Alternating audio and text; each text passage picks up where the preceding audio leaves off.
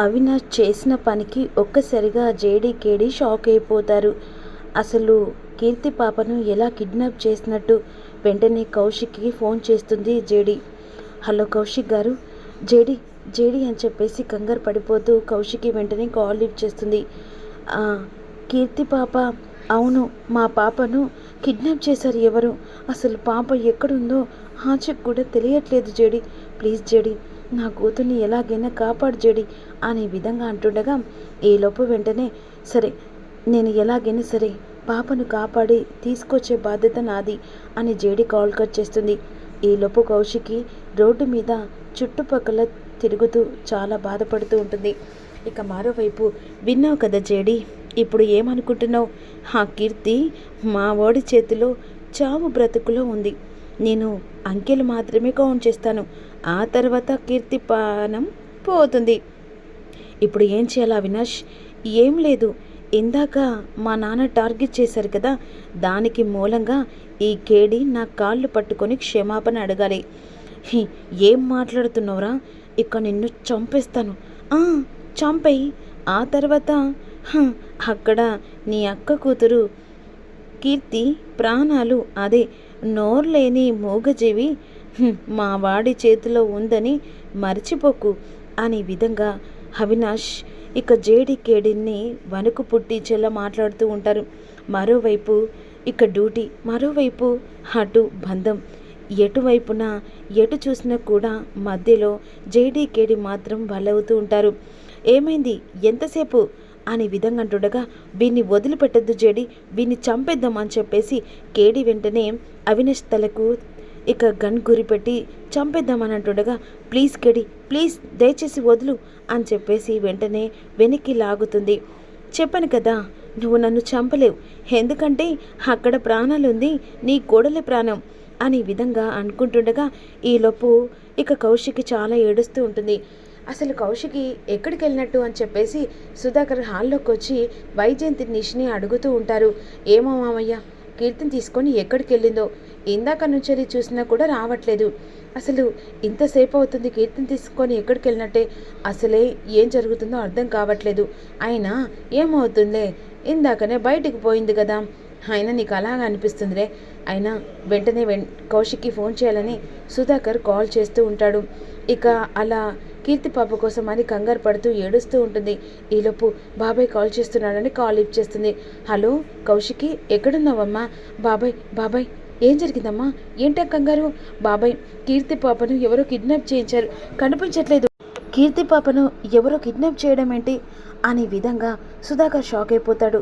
అవును బాబాయ్, ఇందాక ఐస్ క్రీమ్ పార్లర్కి తీసుకెళ్ళమంటే సరే అని చెప్పేసి పాపను తీసుకొని బయటకు వచ్చాను. ఐస్ క్రీమ్ పార్లర్ దగ్గర నిలబడేసరికి పాప కార్లో లేదు, అసలు నాకు భయంగా ఉంది. అమ్మ నువ్వు భయపడకమ్మా, కీర్తి పాప ఎక్కడున్నా సరే ఇక ఎలాగైనా మళ్ళీ తిరిగి మన ఇంటికి వచ్చేస్తుంది, నువ్వు ఎక్కడున్నావో చెప్పమ్మా అని ఈ విధంగా అంటుండగా అప్పుడు వెంటనే లొకేషన్ పెడుతుంది. ఏంది బో, ఏం జరిగింది? కీర్తి కనిపించట్లేదట, అసలు ఎవరో కిడ్నాప్ చేశారట. అప్పుడు వెంటనే నిషి, ఇక ఏముంది, నిన్నొచ్చి వాడు గొడవ చేశాడు కదా, వాడే కిడ్నాప్ చేసినట్టుగా అనిపిస్తుంది. అవునుమా, ఈ అమ్మ చేపట్టి ఈ జగదాత్రి కేదర్ వల్ల నానా కష్టాలు పడుతూ ఉండావు, అయినా వీళ్ళ ఇంట్లో నుంచి వెళ్తే కానీ ఈ సమస్యకు పరిష్కారం దొరికేలా లేదే.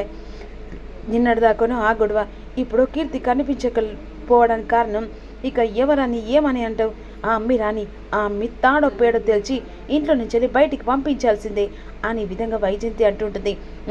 సర్లే, నేను వెంటనే కౌశిక్ దగ్గరికి వెళ్తా, కౌశికి చాలా భయపడుతుంది అని చెప్పేసి ఈ విధంగా అనుకుంటుండగా ఏమైంది కేడి, ఎంతసేపు ఆడ కౌంట్ డౌన్ స్టార్ట్ చేస్తూ ఉంటుంది. ఇప్పుడు నేను ఇక్కడ కౌంట్ చేస్తూ ఉంటే అక్కడ నీ కొడుకు ప్రాణాలు పోతూ ఉంటాయి, మా వాడికి నేను జస్ట్ సైగ చేశానంటే చాలు అక్కడ పసిపాప ప్రాణాలు గాల్లో కలిసిపోతాయి అనే విధంగా ఇక అవినాష్ ఆట ఆడుతూ ఉంటాడు. ఇక నువ్వు నీ కర్తవ్యం కోసం ఆలోచిస్తావా, లేకపోతే నీ మేనకొడుల గురించి ఆలోచిస్తావా అనే విధంగా వెంటనే అంటుండగా కోపంతో జేడీ కేడి చూస్తూ ఉంటారు. వదిలిపెట్టను, ఇందాక మీరు ఏదో ప్రగద్వాలు పలికారు కదా, ఏమంటున్నావు జేడీ కేడి? ఇదంతా కాదు, మా వాడికి ఫోన్ చేస్తా, నేను జస్ట్ చిటుక వేస్తే చాలు అక్కడ ప్రాణాలు పోతాయి అని చెప్పేసి వెంటనే ఇక అవినాష్, నువ్వు నా కుటుంబం మీద కాదు నా పర్సనల్ మీదనే నువ్వు చూపించాలనుకుంటున్నావు కదా, హే జేడి ఒక్కసారిగా ఉగ్ర రూపం చూపిస్తే ఆ తర్వాత నీ ప్రాణాలు కూడా లెక్క చేయకుండానే చేస్తాను అనే విధంగా అంటుండగా, ఇలాంటివి చాలానే చూసావు, ఇక ఇదంతా పక్కన పెట్టు. ఇప్పుడు నువ్వు నా కాళ్ళు పట్టుకొని క్షమాపణ అడుగుతావా, లేకపోతే అక్కడ కీర్తి పాపం మూగది చచ్చిపోతుందే అనే విధంగా అంటుండగా, ఈలోపు వెంటనే జేడికి ఫోన్ చేస్తానని చెప్పేసి కౌశిక్కి ఫోన్ చేస్తుంది.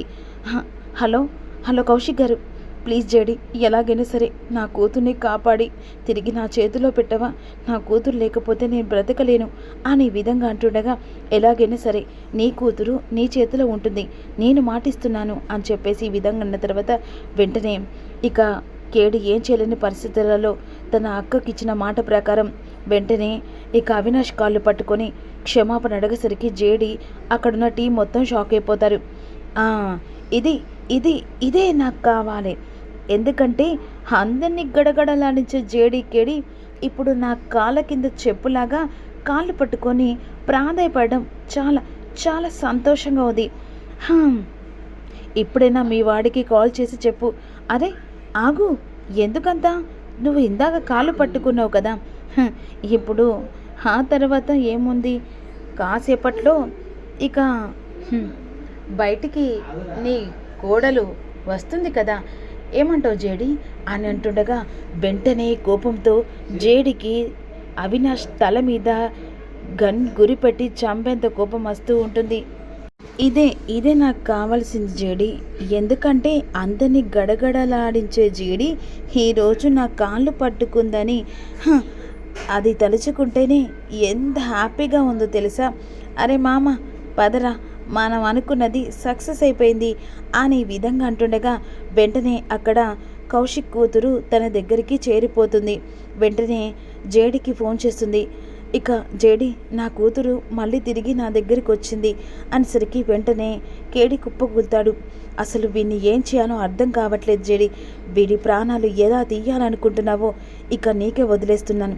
వీడిని మామూలుగా చంపద్దు, వీడు మన యాంగిల్లో చంపితే నేరం, అదే వేరే యాంగిల్లో చంపితే అది మర్డర్ కింద కౌంట్ అవుతుంది. అరే అవినాష్గా, ఇక ఈ జేడి జగదాత్రి మాత్రమే చూసావురా, మూడో అవతారాన్ని చూసిన తర్వాత అప్పుడు ఆడోళ్ళంటే ఆ తర్వాత పోలీసులంటే ఏంటో నీకు గడగడ ఉచ్చపోయించేలా ఇక చెయ్యబోతుందిరా ఈ జేడి జగదాత్రి. ఇన్ని రోజులు సహనంతో ఓపిక పట్టాను, కర్తవ్యంతో ఆలోచించాను, ఇక సహనం కర్తవ్యం పక్కన పెడితే ఈ జేడి జగదాత్రి ఒక్కసారి ఉగ్ర రూపం చూస్తే ఆ తర్వాత మరో జన్మ పుట్టడానికి కూడా భయపడేలా చేస్తుందిరా. ఇక నిన్ను మామూలుగా కాదురా చంపేది, నేను నా రకంగానే చంపితేనే అప్పుడు నీకు తగిన శిక్ష పడుతుంది. నా కుటుంబాన్ని టార్గెట్ చేసి వాళ్ళను బాధ పెడుతూ ఉంటే నేను చూస్తూ ఎలా ఊరుకుంటానరా. జగదాత్రిగా ఓపిక ఉంటుంది, జేడిగా కర్తవ్యం ఉంటుంది. ఈ రెండు కలుపుతనే మహిషాసుర మర్దిని అవుతుంది.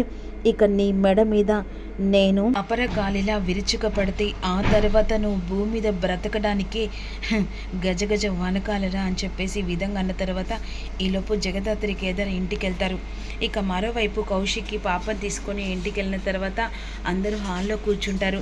అదే సమయానికి నిషి ఈ విధంగా అంటుంది, అసలు నువ్వు ఏం చేయాలనుకుంటున్నావే, ఈ కుటుంబాన్ని ఏం చేయాలనుకుంటున్నావు, నీ వల్ల అసలు కనీసం నోరు లేని ఆ కీర్తి పాప కూడా భయంతో వణుకుతుంది, నీ వల్లే పాపను కిడ్నాప్ చేశారే, అసలు నువ్వు ఇంట్లో ఉండడానికి వీల్లేదా, తట్టబుట్ట పట్టుకొని ఇంట్లో నుంచి వెళ్ళిపోయినసరికి జగదాత్రికి ఇద్దరు ఒకరి మొక్కలు ఒకరు చూసుకుంటూ షాకింగ్గా ఉండిపోతారు.